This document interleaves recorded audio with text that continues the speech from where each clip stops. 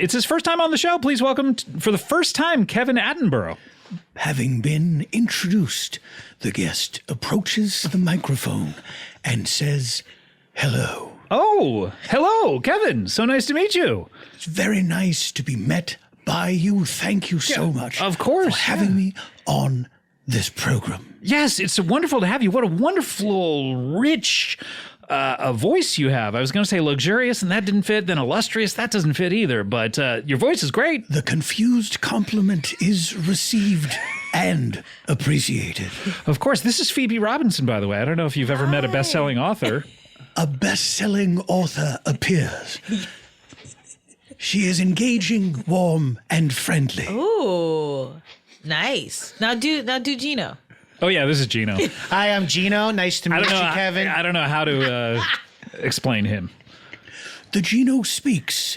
A greeting, perhaps. It was. The guy's good. I mean, he nailed it. Exactly what you are. Technically a greeting. Yeah. So, Kevin. Creatures such as this Gino must not vanish from the earth. I don't think there's any. I think you might be the one person with that opinion, but I appreciate it, Kev. Well, I think what he's trying to say is probably what your aunt and your mom say, which is like, you got to procreate, you know? Gotta procreate, You know, I yeah. mean, you're getting up there. At this point, you've been in college for 10 years or so. Yeah, that's putting me well into my late 20s, you know? So Yeah, I could be exactly. any age. You got to freeze your business. Oh, I've got 2 deep freezers full of cum blocks. If the planet is to survive, measures must be taken to reverse the harm. So, Kevin, you're on this show. All I have is you're an English person. I'm sorry that my booker screwed up. I think he just wrote down English person because he doesn't know, anything about you. But tell us a little bit about yourself. Approaching America for the first time from the air, it appears to be nothing more than a mass of clouds. But soon those clouds recede, and you see the brown and green that make up a continent. So, okay, yeah. So you Touching down on the tarmac, one realizes that the earth is bigger than what is merely in front of our eyes. Oh, good. Okay, so you came here from England. Making his way to the podcast studio, the guest notes the parking structure, how to enter, how to exit, and the ticket that must be saved. He's going to do the parking. Oh, he did it. That's amazing. Wow. I want to hear this guy describe everything from the earth, which he already did, the macro to the micro. You know what I mean? Like bugs and stuff. Holy shit, the earth and the parking structure. Fucking shattered me. There was broken nothing in open. between, I noticed. There was the earth, and then I guess California. He did But go, parking structure's kind of... A cell phone is produced, and a photograph is taken of the number of the parking space. This is done for future reference.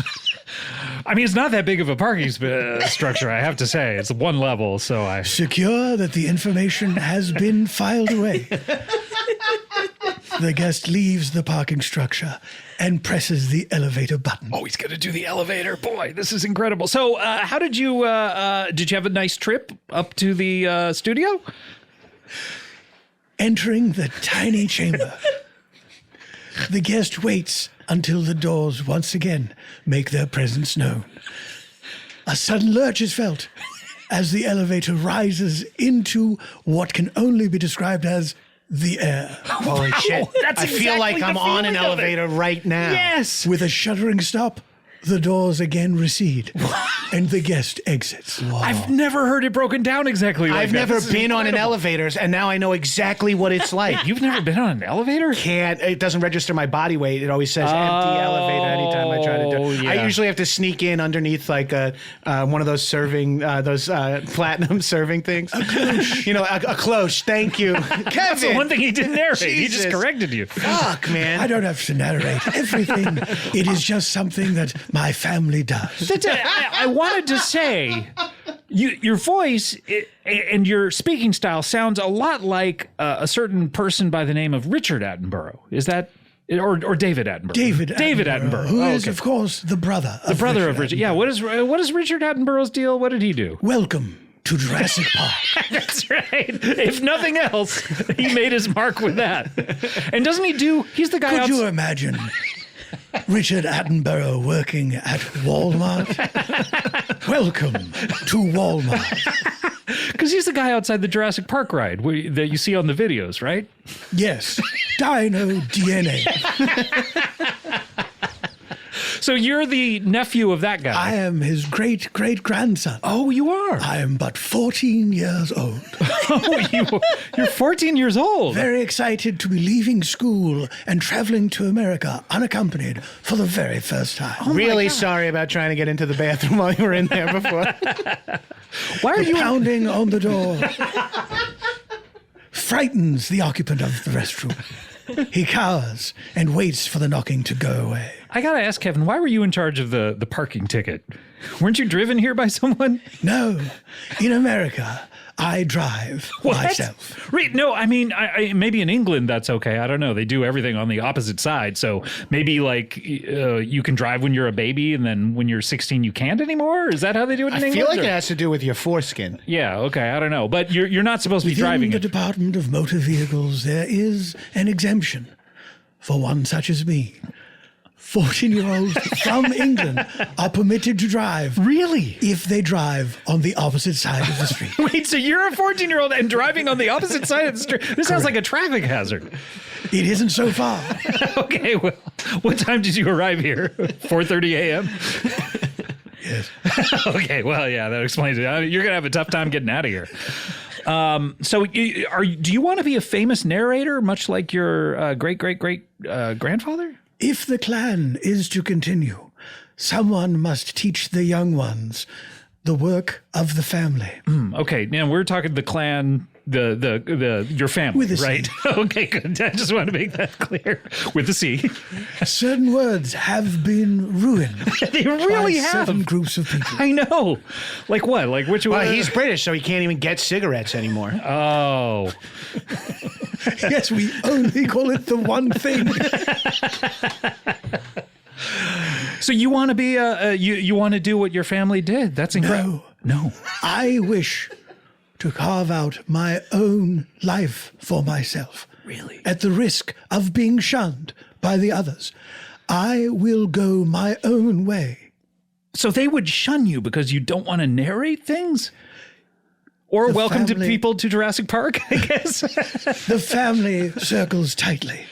They will not let the young ones leave for fear of the danger outside. Oh, no. But one young one breaks free. He makes his own way across the continent to find himself in a podcast studio. So wait, you landed in New York then and came all the way, across of North America? How did you travel across The plane would have crossed took the a continent plane. too. To be fair. I guess so, but across the, I guess I don't expect you to narrate every little step of it. Thanks.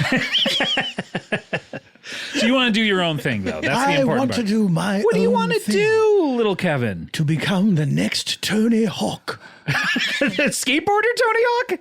Like as an actor or skateboarder?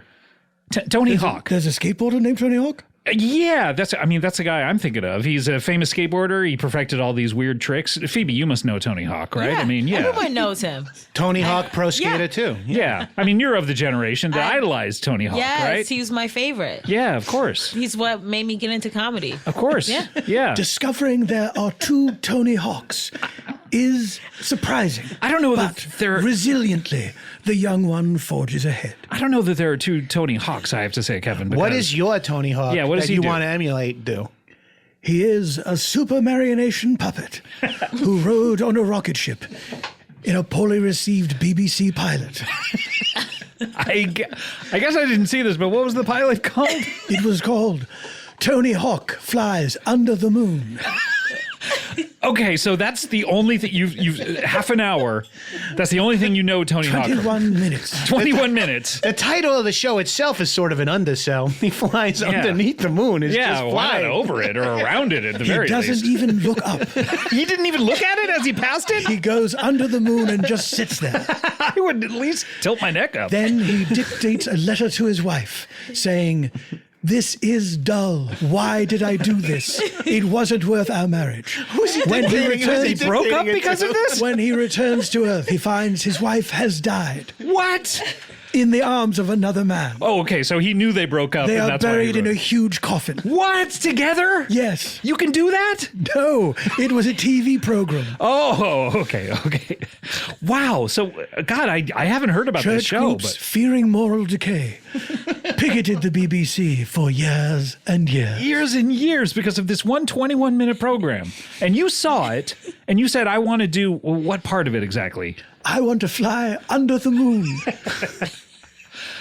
Okay, well, But this time, I will look up.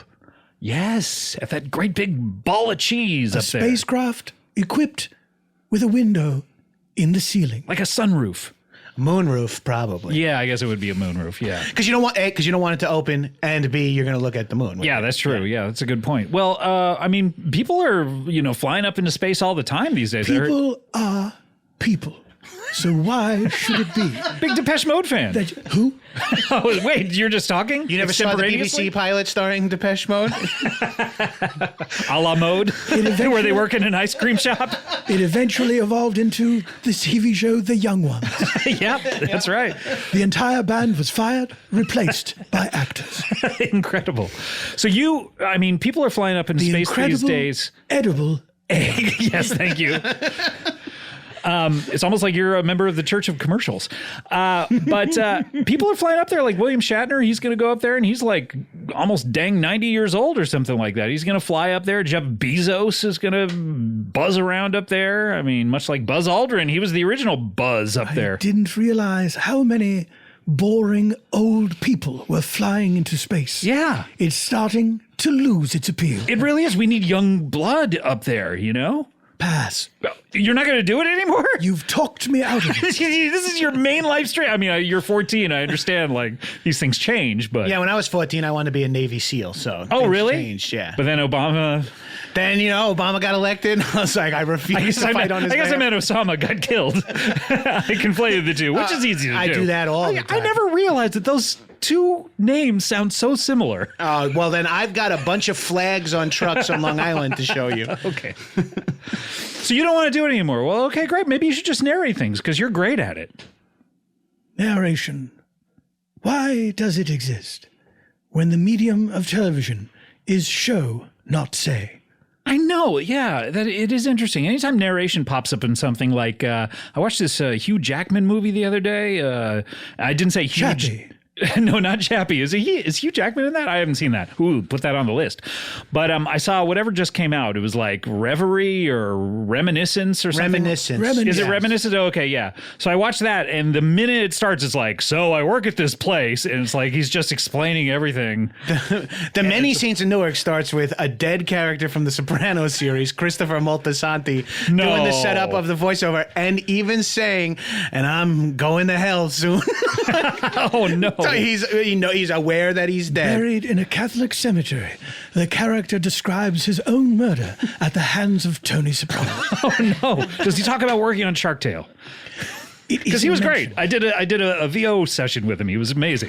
I read with him. Moltisanti or No, whoever plays him. Imperioli. Yes. Whoever plays him. You had Life on. What a great session it must have been. You had Life on Mars and Shark Tale. Tribute to a wonderful actor, whoever plays him. The guy who plays Christopher, my favorite actor from Life on Mars. And the Emmy goes to the guy who played Christopher. Did he win? He should have. He's great. Whoever it was. Well, yeah, just narrate things now. This is great. I mean, your family will be happy. I'll be If happy. you see FUC what? If you see Oh, a seal on a beach and an orca comes out of the ocean and bites the seal in half, do you need someone to explain what's going on? I guess not. That would be kick-ass if I Seems saw that, though. Pretty obvious. Yeah. Oh, my God. Now I want to see that. Do you know where I can see something like that? Yes. Where? There is a nature program that's all about whales called Secrets of the Whales, narrated by Sigourney Weaver. Sigourney Weaver from Alien. My gosh. And there is a long, long section where young orcas are practicing how to snatch a seal off the beach. Practicing? To the point where the viewer feels as if it's supposed to root for this gigantic monster to destroy this tiny dog of the ocean. So they're practicing, so they're just like picking them off one by one, or they're practicing on rocks? Not at first.